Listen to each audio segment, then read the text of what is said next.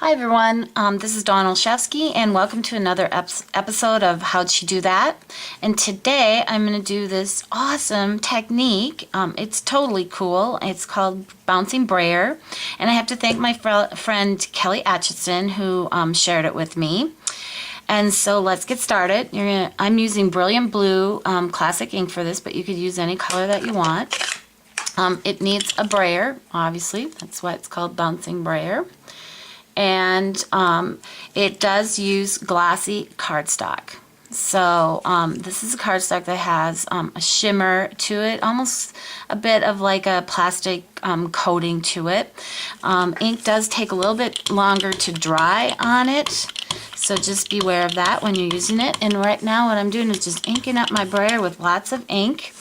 And the tip to this particular technique is that this edge of your brayer you want to keep into the center. So what you're going to do is essentially bounce or tap. Every once in a while you roll your roller to get more ink on it, because of course as you're bouncing it's removing the ink from it, and you just keep moving it. Now notice I'm moving the paper and not my brayer. That was a tip that Kelly shared with me. And I'm still just kind of moving that ink roller, and there you go. So now you could just leave it like that, or you could just do some, I'm just kind of rolling it a little more to just kind of blend it. And we'll just keep doing that. And you feel like you need it to be darker or brighter or whatever, you just could ink it more or get more ink on your brayer. But ooh, I love that. That's a good one. So there you go.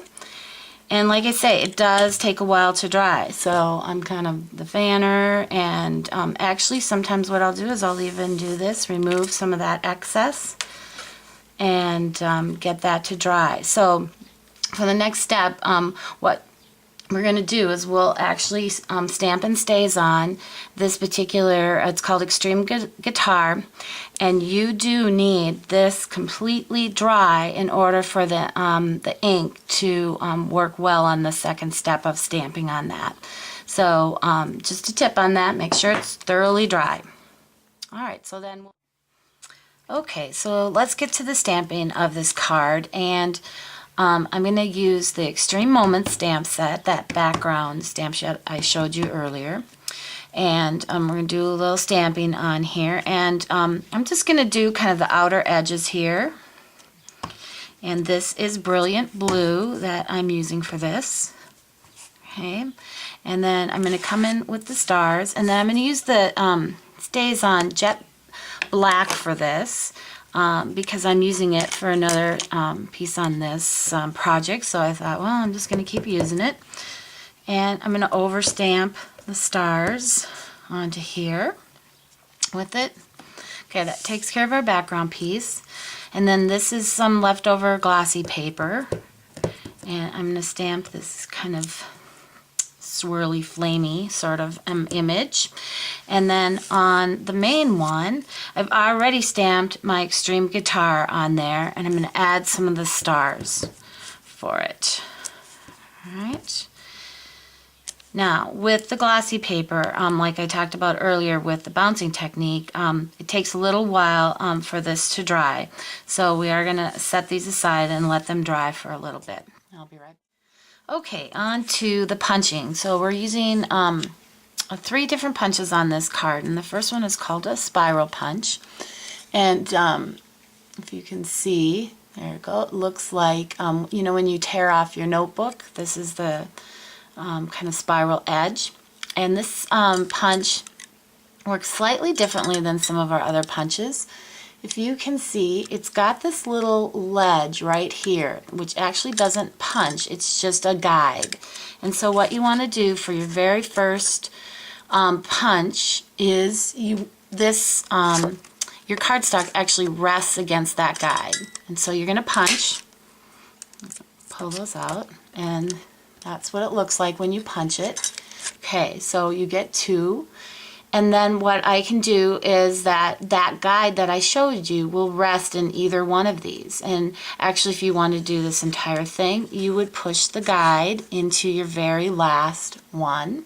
But I only want a total of 3 because I want these to look like the guitar where they tighten their strings. And so I'm going to put it into the first one. Essentially, the second one isn't going to punch because the hole's already there, and I'm just going to punch the third one. And there we go. That's how we get the 3. So that's pretty cool. And then the next one is I've already pre-stamped one of the images on my leftover glossy cardstock, and this is a 1/2-inch punch, and I just want to get something that looks kind of cool. So I'm going to use that. And then the last one is our star punch.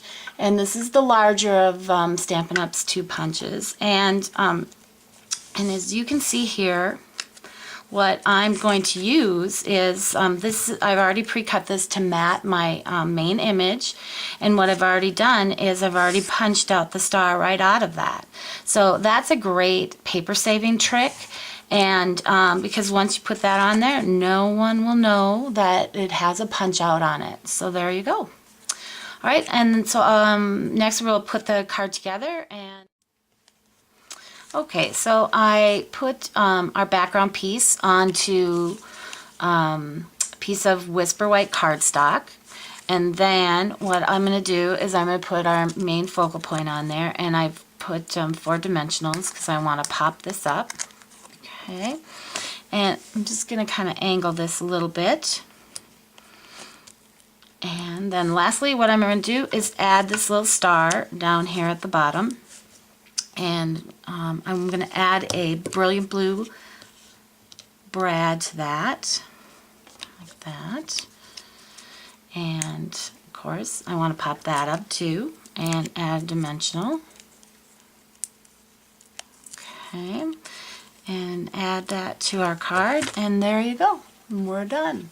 And I want to thank Kelly Atchison. She shared this brilliant idea with me, and this is a case of her card. The only thing that I changed up is I used different stamps in the background because I love that elements, moments, extreme moments that I used on here, and it's a special this month. When you order that, you get a free pack of designer brads. So thanks for joining me, and stop back again.